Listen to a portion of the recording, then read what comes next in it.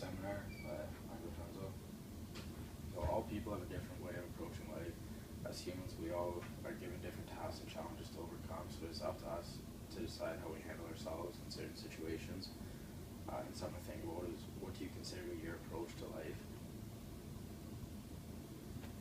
My thesis is, in the novel Oryx and Crake by Margaret Atwood, teaches readers how to go through life and how to approach the world through the characters of Crake, the Crakers, and Snowman. My two prongs are Crake. Crake is all about facts. He believes that science is the answer to everything. He would rather try and change the world than adapt to what it is. He does not see the way the world currently is. He only sees in his head the way the world could be with his advances in science, which is why he's trying to invent the Crakers and the pill. The Crakers, they're an invention by Crake, and they represent perfection. They are created from only desirable human traits and qualities from other animals to make them the perfect human. They are innocent and flawless, which is what humans strive to be like. Snowman. Snowman lives very simply. He lives with the company of the Crakers as he hides from the chaos breaking out in the world. He would rather adapt to the world's current situation than change the world. He sees the world for how it is in reality and not for what it could be.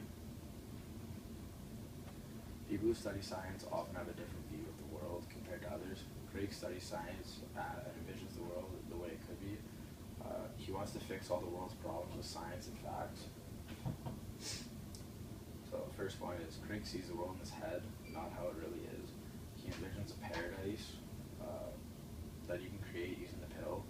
It will fix the main problems in the world: aging, fear of death, war and hunger. He thinks that with science, he can solve all the world's problems.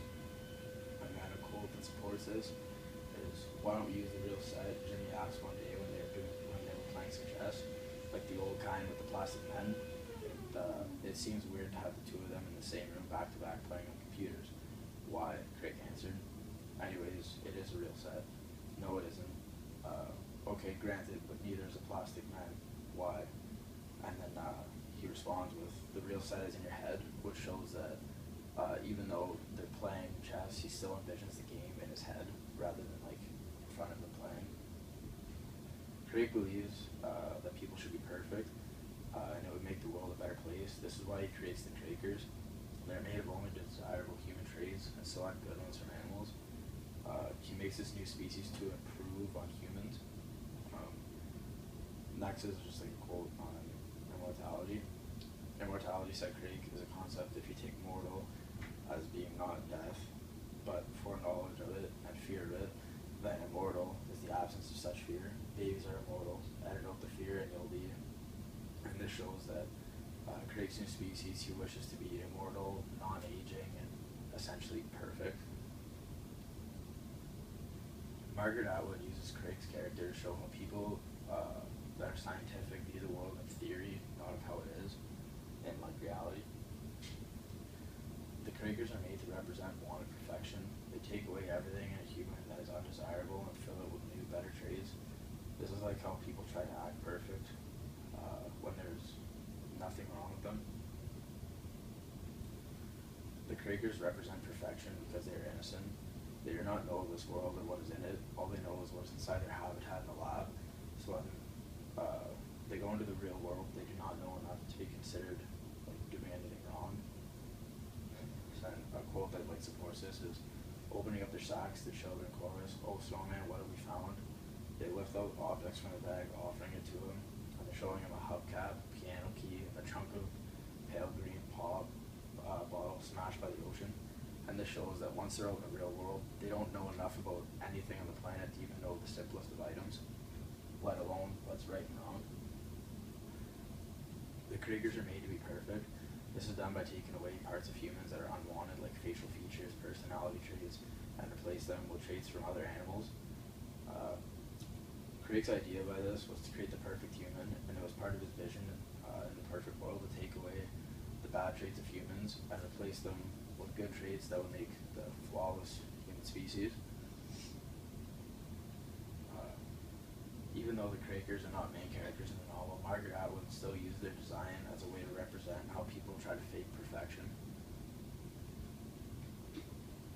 People who easily adapt to situations often have an easier time surviving in the world.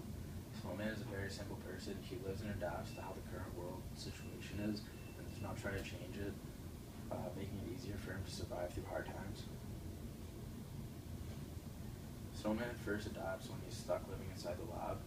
He knows that there is chaos outside in the world, and he does not know much of what is happening. He realizes the situation and adapts to his surroundings and creates a new home with the Crakers and their habitat.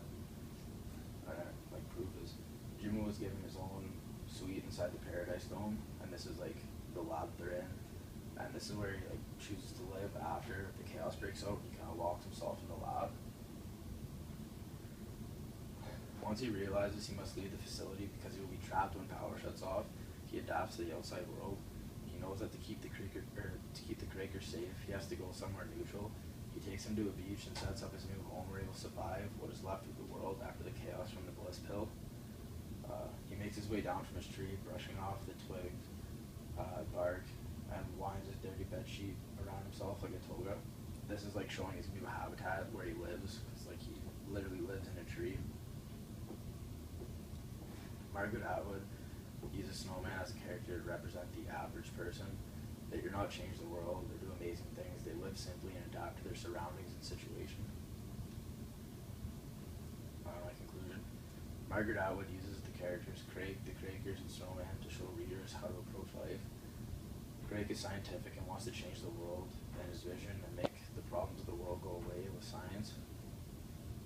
The Crakers represent how people strive for perfection and their innocence, and because they are only made from desirable traits, they are considered to be perfect. Snowman is considered normal or average and lives simply and adapts to the current state of the world or situation. The way a person approaches life defines them as a person, so one must think how they want the world to see them based on their actions. And then my words.